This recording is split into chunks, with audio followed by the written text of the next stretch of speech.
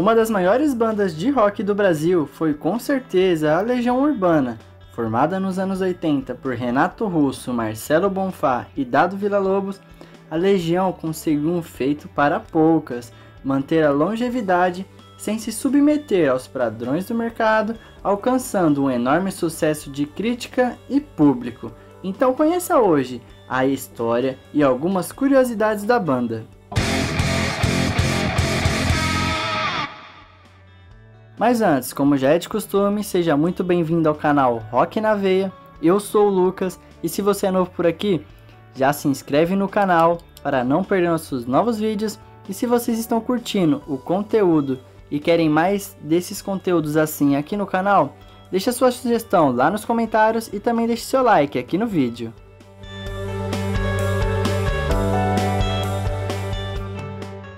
A história da Legião Urbana começou na cena punk de Brasília no final dos anos 70, muito antes da banda se formar de fato.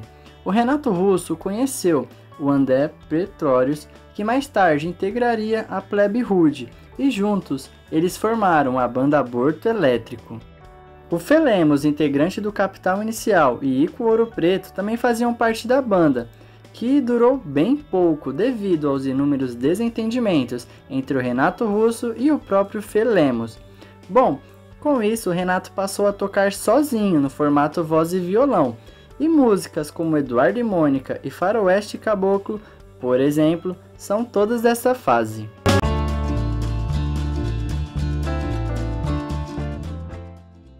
Para batizar a banda, os músicos se inspiraram em uma frase atribuída ao imperador romano Júlio César, que significa legionários romanos a tudo vencem. Nesse caso, a sentença foi modificada para Legião Urbana a tudo vence. Mas por que Legião Urbana? Bom, a resposta e o motivo são bem simples. Como Renato Russo e o Marcelo Bonfá precisavam revezar tanto os guitarristas como os tecladistas, eles concluíram que a banda era formada por uma legião de músicos.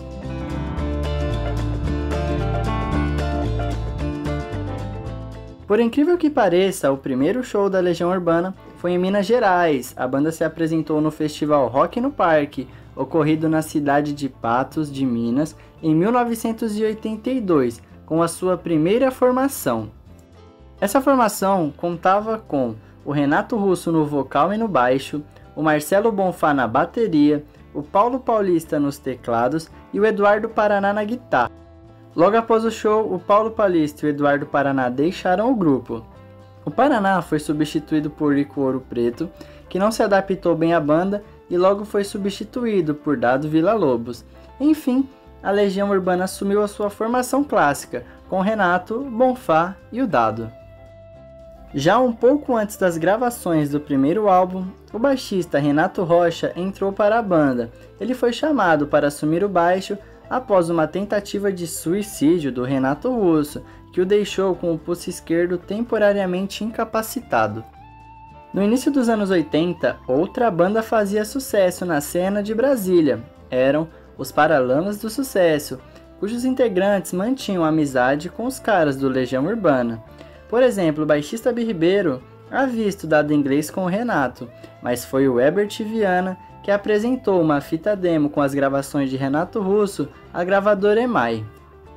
A banda assinou o contrato em 1984 e no ano seguinte lançou o seu primeiro álbum, Legião Urbana, que veio com forte engajamento político, fazendo um enorme sucesso com músicas como Geração Coca-Cola,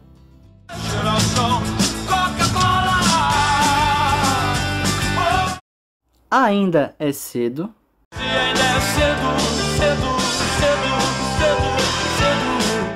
e a música Será.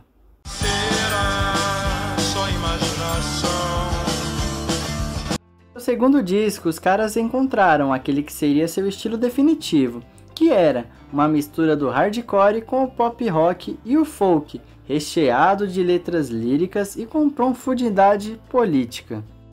A ideia era que fosse lançada em formato duplo, com o nome de Mitologia e Intuição, mas o projeto foi logo recusado pela gravadora, contando com singles como Tempo Perdido, Eduardo e Mônica, Índios e Quase Sem Querer, 2 se tornou o segundo álbum mais vendido da banda e é considerado como um dos maiores do rock nacional até hoje.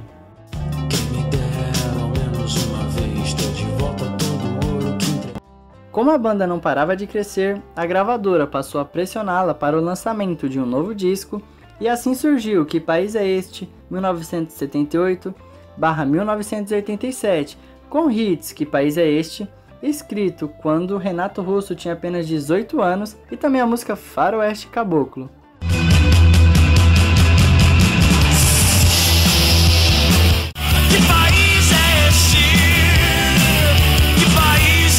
Tinha medo, tal João de Santo Cristo, era o que todos diziam quando eles perderam. Nossa, que será bandido, destemido e temido no Distrito Federal.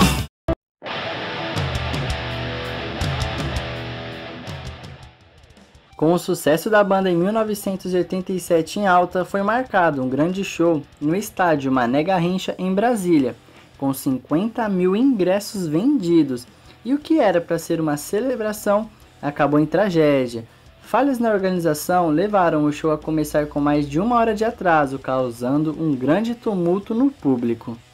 Quebra-quebra, bomba caseira e violência policial marcaram a apresentação, que ainda foi marcada pelo assédio de um fã que subiu ao palco e se agarrou no Renato Russo.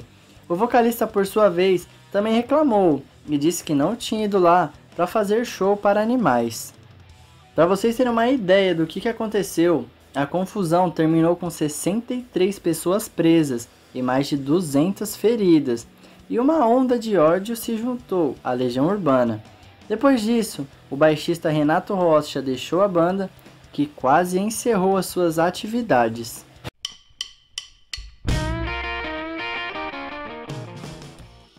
Dois anos depois do incidente, a Legião Urbana voltou aos estúdios para a gravação do seu quarto álbum, As Quatro Estações, que foi lançado em 1989 e é considerado como o mais inspirado da banda, e também é o seu disco mais vendido, puxado pelo hit Pais e Filhos.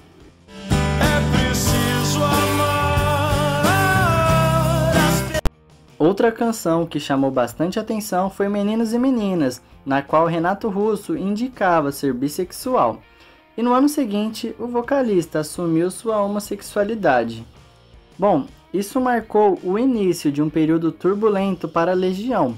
Em 1990, o Renato descobriu ser soro positivo. Além disso, com o rompimento do seu relacionamento com o americano Robert Hickman, ele se afundou no vício em álcool e drogas. De todos esses problemas surgiu esse álbum que está aparecendo na tela, que trata de questões pesadas, como rompimentos e dependência química. E apesar do sucesso do single Vento no Litoral, o disco vendeu relativamente pouco. Agora está tão longe ver a linha. Ainda no início dos anos 90, a banda lançou ainda o álbum O Descobrimento do Brasil.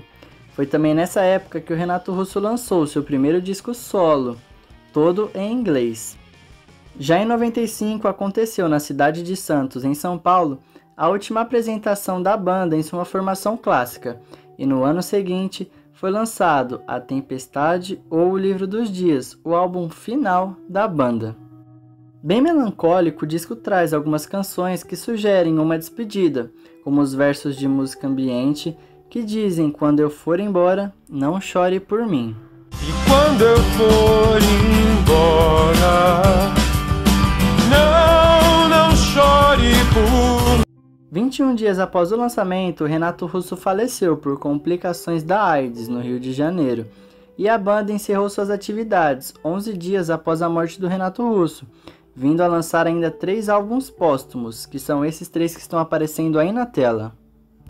Ao longo das décadas seguintes, inúmeras coletâneas e álbuns póstumos foram lançados. Além disso, o Dado Villa-Lobos e o Marcelo Bonfá participaram de shows organizados como tributo à banda. Estes shows incluem uma apresentação feita no Rock in Rio 4 em 2011, em conjunto com a Orquestra Sinfônica Brasileira, e também o MTV ao vivo, gravado em 2012, com o Wagner Moura assumindo os vocais principais. Já no ano de 2015, após uma briga judicial com a família de Renato Russo, Dado e o Bonfá conseguiram o direito permanente de usar o nome da Legião Urbana e posteriormente montaram o projeto Legião Urbana 30 anos com uma série de shows. Bom, podemos concluir que o sucesso das apresentações é a maior prova do quanto o legado da Legião Urbana permanece vivo a cada geração. E essa foi um pouco da história e algumas curiosidades sobre a banda. E se você curtiu e quer mais conteúdos assim aqui no canal, não esqueça de deixar o like no vídeo e também deixar a sua sugestão de banda lá nos comentários.